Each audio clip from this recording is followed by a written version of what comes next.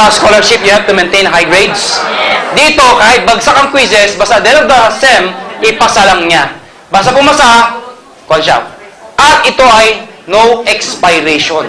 Yung anak ko, second year high school, tatanggapin na ba sa college? Hindi. Pero pag graduate niya, dahil no expiration, pwede niyang gamitin sa college. At ito po ay transferable. Iho, may edad na ako, ano nang tanggapin pa sa college? Pwede nyo ibigay sa inyong anak, sa inyong apo, dahil ito po ay transferable. Maganda ba? Maganda. Ito ang kapalit ng 7980. Sulit o sulit na sulit?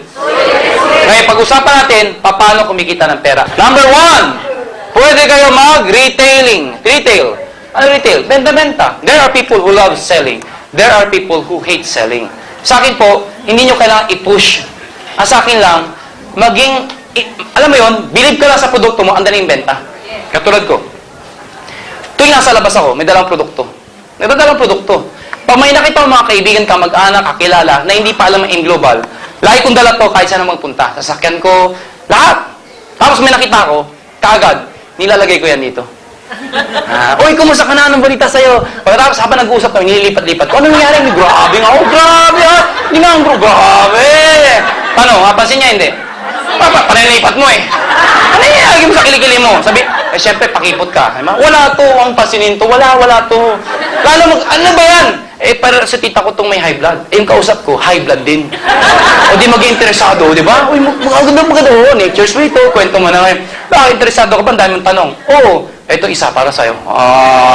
Paano kung basang-basa na ng kiligilin mo? Hindi pinapansin. Huwag mo sabihin bakit, hindi mo binibenta eh. Pero susod kayo makita, dali mo ito. Yung bago. Hawakan mo. Kumusta ka na? Anong balita sa'yo? Hindi ka. Grabe ka naman. Oh, yes! Kaya? Paano kung paano yung tuktok mo? Hindi pinapansin. Lagyan mo na sa plastic. Dagdagan mo ng bato. Manhid ka! Sa bahay nyo, di ba maraming display sa bahay? May laway ko tumatalsik. Ma'am, sorry po ha. Kaya ko pala pasin, laway ko talsik ang talsik. Sabi ng isa ni tita. Pampanga, nagsaita ako. May isang babae doon, ganda pa naman. Tawa, nasa harapan. Pag talsik ko, shoot. Sabi ko, sorry. Sabi niya, okay lang.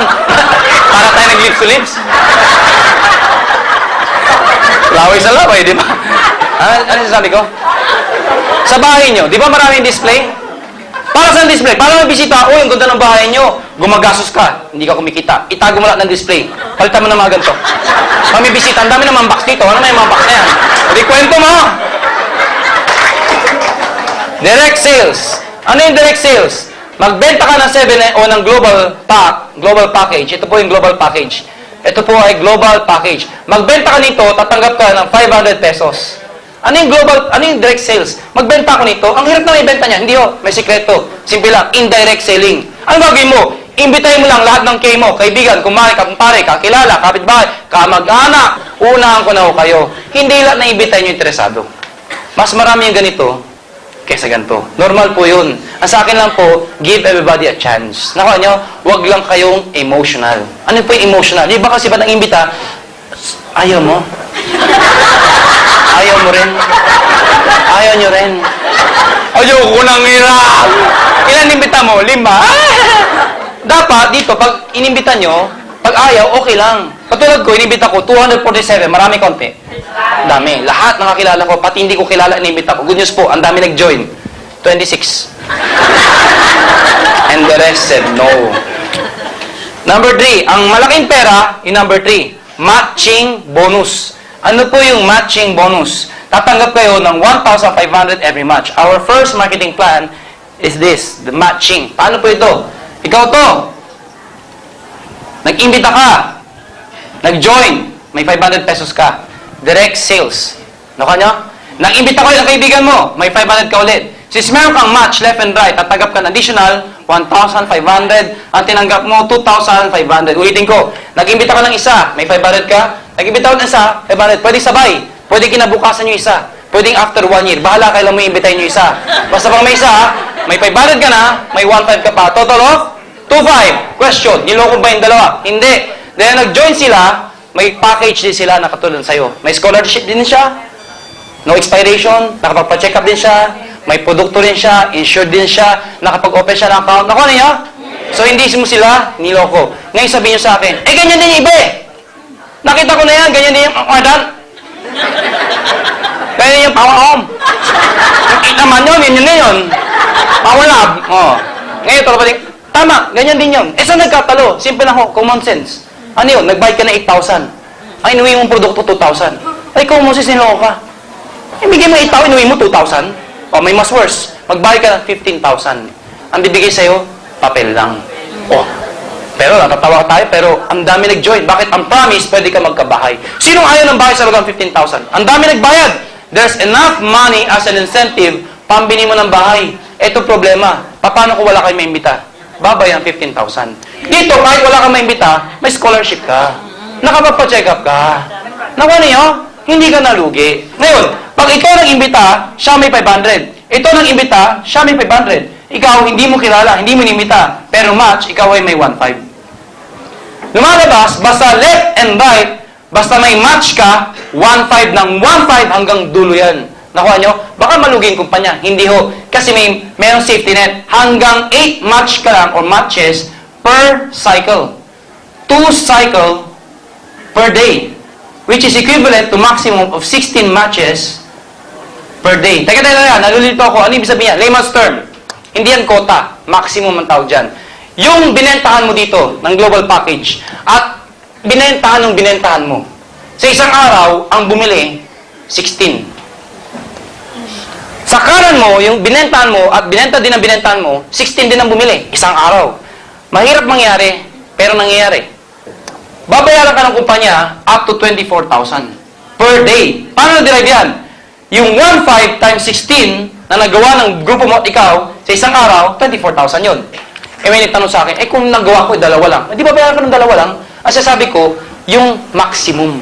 Ano yung maximum? Pag may sumobra, isang araw, nagbenta pa rin. Pang 17. Yung 17, hindi na kayo babayaran. Taka nyo? Ang tawag doon, flash out. Kaya sikreto ng iba, kinakausap yung pang 17, pwede bang bukas na lang? Bukas, 1 to 16 ulit yun. Nakuha ninyo? 1 to 16 na 1 to 16. Ngayon, ito tanong ng iba. Oh, maganda nga to. Paano ko ito? Ang lakas mag-imbita. Ang lakas! Ito, ang bagal mag-imbita. Worse, hindi na nag-imbita. Make sense? O, diyan ang problema ng iba. Ang lakas ng grupo niya dito. Dito ang hina. Ito, walang kamatch iba dito. Kasi dito hindi nag-iimbita eh.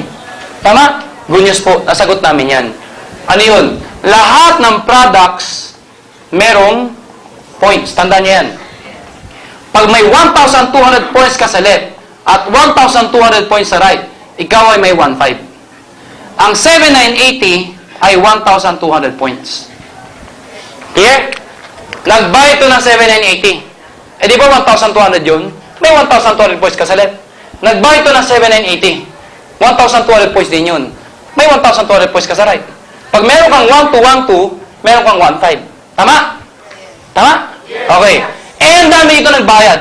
Dito ko konti. Paano sobra? Ang produkto may points. Ibig sabihin, lahat ng taong to na nasa kabila, pati ikaw, tuwing bumibili ng produkto, since consumable yung produkto, nagkakape, bumibili ng pang high blood, nagbebenta, lahat ng produktong binili nila, bibilangin ng computer yan. Pag umabot ng 1,200 points, no time frame, hahanap yan ng kamatch dito, 1,500 ka ulit. Ibig sabihin, ang minamatch dito, pwedeng tao sa tao. Pwedeng product sa product. Pwedeng tao sa product. Yung traditional po, tao-tao. Pag wala nang inimbita, babay ng pera. Dito, kahit wala nag-iimbita, basta may gumibili ng produkto, 1,500 ng 1,500 yun. Nakala niya? Maganda ba? Maganda. Now, etong good news. Kada pang-5 pares mo, ano yung pang-5 pares? Diba ito? 1, 2, 3. Pag naka-5 pares ka, bibigyan namin kayo ng gift check. Para sa yung gift check, pambili mo ng produkto. Bakit gift check? Hindi pera. Kasi naisip namin yan. Kapag walang bumibili ng produkto, tao-tao lang pala. Rekrutan lang pala tayo dito. Ngayon, naisip namin na yung pang-5 mo, gift check. Para sa gift check, ibibili ng produkto. Pag ibinili ng produkto, may product movement. Di ba produkto may points? So pag binili ng produkto, may points. Kita ka ulit. Imagine nyo to. Lahat ng tao sa ilalim mo, pag malaki na, every 5th nila,